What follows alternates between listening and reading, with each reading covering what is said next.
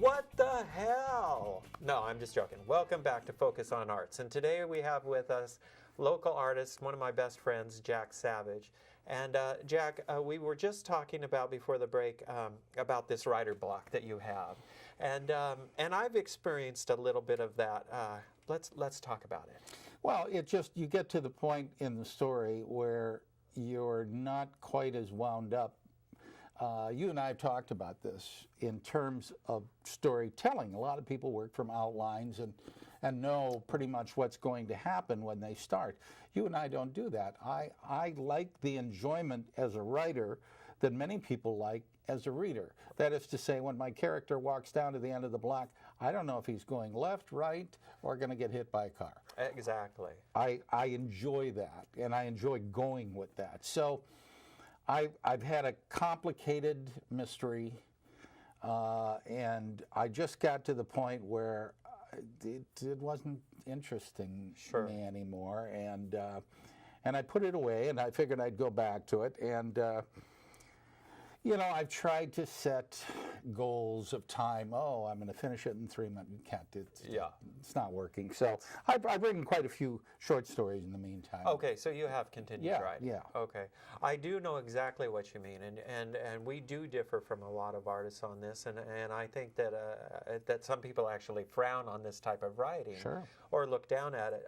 But for instance, in my last book, Adam's Bones, I had no idea how it was going to end until I hit the ending, and luckily I loved it, and I know you've felt that before as well. I have. The Children Shall Be Blameless is probably my best novel, and I had to get to a point where I needed to come to an end and didn't know how to do it. And when I came to it, I thought this works perfectly, but you know, sometimes you have to get in it. You can't plan it. Right. And that's pretty much what happened to me, and I'm pleased with it. Okay. Yeah. Well, let's get back to your art, because that's what I'm really interested in, because I am a better writer than you, and so I think that let's talk about your art, because that's something that at least at this point you're better than me. Yeah. So. Well, sure. I like this first picture. Is called Lady Midday. Now, Lady Midday is a apparition of Eastern Europe, Poland actually, and she would come up and bother kids in the field and ask them questions. This one here? Yeah. Okay. Ask them questions, and oh, I'm sorry, I had it upside down. if they couldn't answer the questions, off with their head.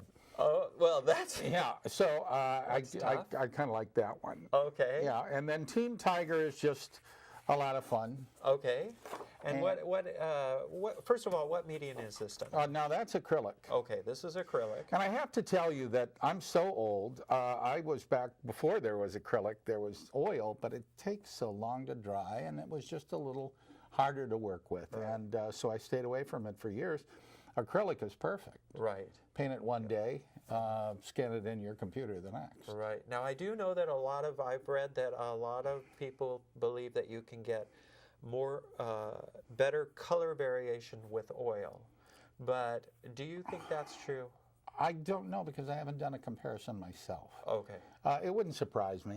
Yeah. But I'm having a good time with the acrylic as it is now.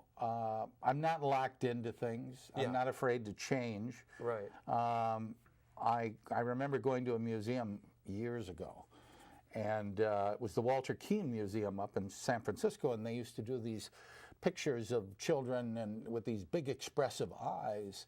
Okay. And I walked in and I thought, gee, this guy's locked into doing those big eyes for the rest of his life. You know, that doesn't sound like very much fun to me. So big-eyed children. Yeah, do so I like to do whatever I like to do, and you know, perhaps there's a signature thing that I do, but I'm avoiding it like the plague. Okay. Yeah. What's the next medium? Let's see. Well, they're all acrylic except for this one, the Teen Tiger. Okay. This is just simply colored pens. Okay. And pen and ink. It looks beautiful. And I have fun with these, and had as many of these as the opposite. And then, of course, this one, which is a little more cubist. Now, this is the one I was telling you about the other day that I liked, and you couldn't find it. This is the one that I think that you've almost captured a look of watercolor, but this is all acrylic. Yeah, it's all acrylic, and again, it's just wonderful to work with. Yeah. It's easy, and you can get the texture a lot easier. Let me give you one more example with this one that I call the eye of the needle. Now, you can see the technique here, right, and how easy it was able to achieve those veins, yes, sort of on the shore. You know what's interesting is also I can see that for some reason I can see the depth of your paint even when you scan it into the computer. Mm-hmm, mm-hmm. I find that odd. It's also quite difficult, and with oil it takes so long to dry. Again, you know, by the time it comes down to that. Yeah. Now, a lot of people, and I want to emphasize this because this is just all swell, you know, doing it for myself. Right. But today, particularly with the computers, you don't have to get out there with a beret and a scarf and walk in with your portfolio. Yeah, no, absolutely not. What you do is, but you sit on the computer, you can get published all over the world. For example, here's Nazar Look, which is a good arts magazine. I'll tell you what, Jack, let's take a break. Okay. And when we come back, we'll talk about your magazines, and we'll get farther into your art. Sure, that sounds good. Yeah. Okay, stay with us. We'll be right back with Jack Savage.